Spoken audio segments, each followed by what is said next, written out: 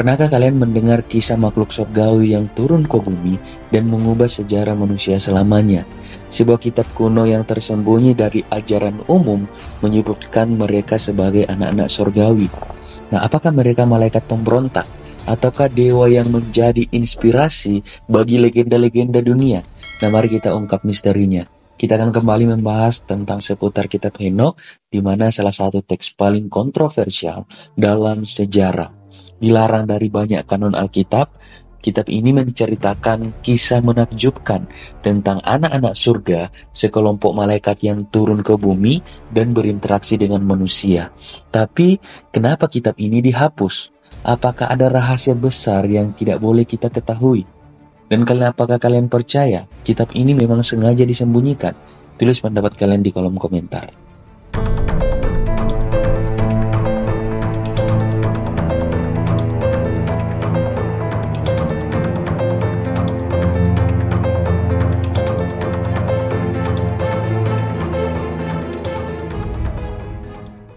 Menurut kitab Henokh, teks kuno yang dianggap apokrif dalam kanon Alkitab Yahudi dan Kristen ini, ada sekelompok malaikat yang dikenal sebagai anak-anak sorga atau para pengamat, the Watchers, yang turun ke bumi pada zaman sebelum air bah besar terjadi.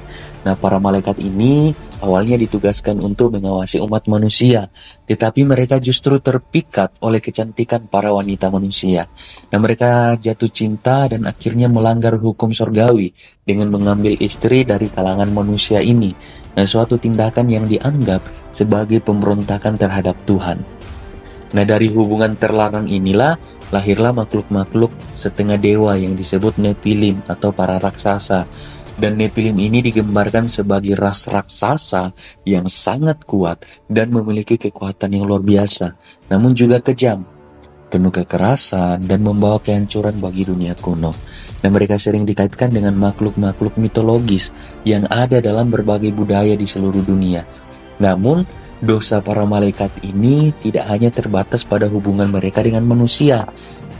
Dalam kitab Henokh mencatat bahwa mereka juga mengajarkan berbagai pengetahuan rahasia kepada umat manusia. Pengetahuan yang sebelumnya hanya diketahui oleh surga, beberapa di antaranya meliputi astronomi dan pergerakan bintang, kemudian seni perang, cara membuat pedang, perisai dan baju sirah, kemudian sihir dan ramalan, kemudian pembuatan kosmetik dan perhiasan untuk mempercantik diri, serta ilmu tentang akar tumbuhan dan obat-obatan. Nah, pengetahuan ini meskipun tampak bermanfaat, justru diyakini telah membawa kejahatan dan kebobrokan moral ke dunia. Nah, manusia mulai terlibat dalam kekerasan, peperangan, dan penyembahan berhala, sehingga dunia menjadi semakin jahat dan rusak. Karena itulah, dalam kitab Henokh, Tuhan mengakhiri hukuman para malaikat yang memberontak, serta keturunan mereka yaitu Nephilim. Nah, menurut teks tersebut, Tuhan mengutus malaikat agung seperti Mikael, Gabriel, dan Rafael untuk mengikat para pengamat dalam kegelapan hingga hari penghakiman ini. Sementara itu, Nephilim atau para raksasa ini dihancurkan oleh air bah besar, yang dalam Alkitab juga dikenal sebagai bencana zaman Nuh, air bah Nuh. Namun, banyak pertanyaan yang muncul. Apakah Nephilim ini benar-benar musnah sepenuhnya? Nah, mengapa dalam Alkitab setelah zaman Nuh, bangsa Israel masih menghadapi kaum raksasa seperti Anakin, Rephaim, dan Og, Raja Basan? Nah, apakah ini berarti bahwa para Nephilim atau keturunan para raksasa ini mereka masih ada setelah air bah? Nah, kitab Henokh tetap menjadi teks yang kontroversial dan sering diperdebatkan. Nah, meskipun tidak termasuk dalam Alkitab Protestan dan Katolik, kitab ini masih dianggap penting dalam beberapa tradisi kekristenan timur dan digunakan oleh gereja Ortodoks Ethiopia. Jadi, apakah para malaikat jatuh ini benar-benar membawa pengetahuan yang menghancurkan umat manusia? Dan apakah hukuman yang mereka terima adalah keadilan yang setimpal? Ataukah ada lebih banyak rahasia yang tersembunyi di balik kisah ini? Apakah kitab Henokh ini menjadi asal mula legenda-legenda dunia? Bagaimana jika kisah yang tertulis dalam kitab Henokh ini bukan hanya sekedar cerita apokrif, tetapi merupakan sumber utama dari mitologi-mitologi dunia? Jika kita perhatikan kisah tentang anak-anak sorga atau Dewaiters ini yang turun ke bumi, menikahi manusia, dan mengajarkan berbagai pengetahuan rahasia, memiliki kemiripan yang luar biasa dengan legenda para dewa di berbagai peradaban kuno. Nah, mari kita bandingkan kitab Henok ini dengan mitologi-mitologi. Salah satunya itu mitologi Yunani, di mana para Titan dan Olimpian. Dalam mitologi Yunani, kita mengenal kisah para Titan, makhluk ilahi yang menguasai dunia sebelum akhirnya dikalahkan oleh Zeus dan para dewa Olympus. Namun, sebelum kemenangan Zeus, ada kisah tentang bagaimana dewa-dewa kuno ini berinteraksi dengan manusia, bahkan memiliki keturunan setengah dewa seperti Herakles, Perseus, dan Achilles. Dan konsep ini sangat mirip dengan kitab Henok, di mana malaikat jatuh turun ke bumi dan menghasilkan keturunan, yaitu raksasa atau Nephilim. Bisa jadi, mitos Yunani tentang para dewa yang menikahi manusia dan melahirkan pahlawan besar merupakan interpretasi lain dari kitab Henok ini. Dan lebih jauh lagi, Zeus sendiri dikenal sebagai raja para dewa yang sering turun ke bumi dalam berbagai bentuk untuk mengambil istri manusia. Nah, ini mengingatkan pada konsep malaikat yang meninggalkan tempat mereka di sorga demi hasrat duniawi. Juga dalam mitologi Nordik, yaitu para Aesir dan Nafir. Dalam kepercayaan Nordik, Odin dan para dewa Aesir turun dari langit dan berinteraksi dengan dunia manusia serta bangsa raksasa atau Jotun. Nah, Odin digambarkan sebagai dewa kebijaksanaan yang mengajarkan ilmu gaib dan rahasia alam semesta. Mirip dengan bagaimana para pengamat atau Dewaiters ini dalam kitab Henok mengajarkan pengetahuan rahasia kepada manusia. Dan selain itu, di mitologi Nordik ini terdapat juga kisah pertempuran besar antara para dewa dan raksasa yang berakhir dengan kiamat Ragnarok, suatu kehancuran dunia yang dapat dibandingkan dengan air bah dalam kisah Henok dan Nuh. Juga dalam mitologi Mesir, ada Osiris dan dewa-dewa langit. Nah, Osiris ini dewa kebangkitan dan kehidupan setelah kematian sering dikaitkan dengan pengetahuan tersembunyi yang diberikan kepada manusia. Dalam legenda Mesir, para dewa sering berinteraksi dengan manusia dan mengajarkan berbagai ilmu seperti pertanian, astronomi, dan sihir. Mirip dengan bagaimana para pengamat atau Dewaiters ini mengajarkan manusia dalam kitab Henok. Dan selain itu, Isis, istri Osiris ini sering digambarkan sebagai dewi yang memahami rahasia kehidupan dan kematian, mengingatkan kita pada pengetahuan yang diberikan oleh malaikat yang jauh kepada manusia.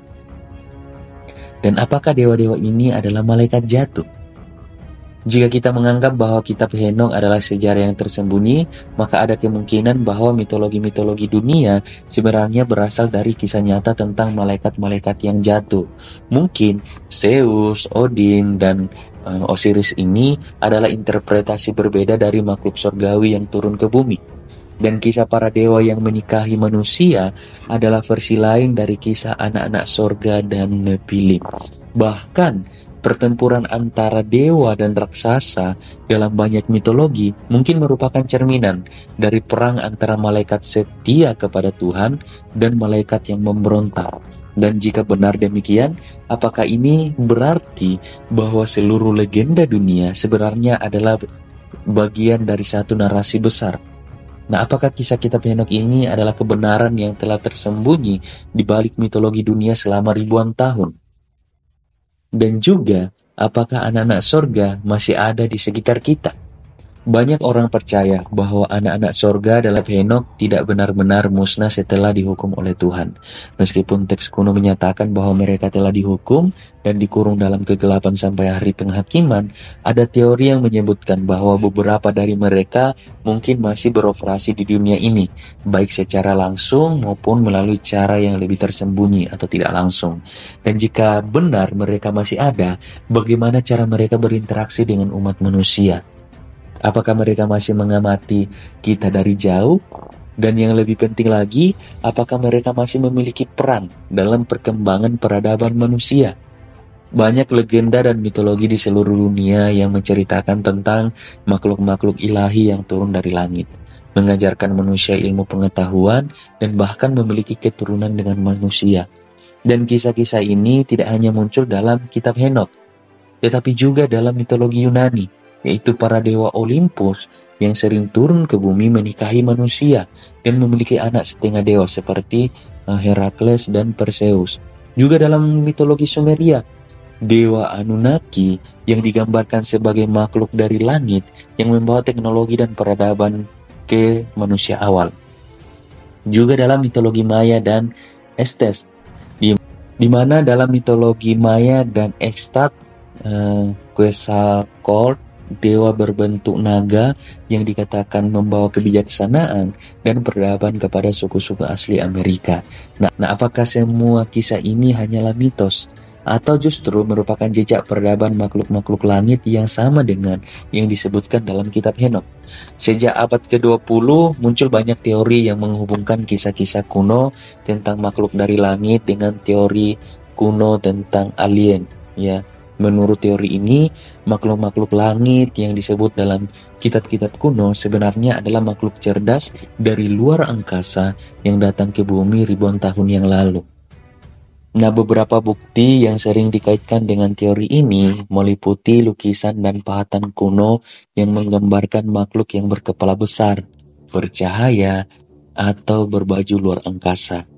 Kemudian kedua, struktur megalitikum seperti piramida Giza, Stonehenge, dan runtuhan kota kuno yang memiliki tingkat teknologi yang sulit dijelaskan pada zamannya. Juga ketiga, fenomena UFO dan penculikan alien yang dianggap sebagai kelanjutan dari interaksi makhluk lain dengan manusia.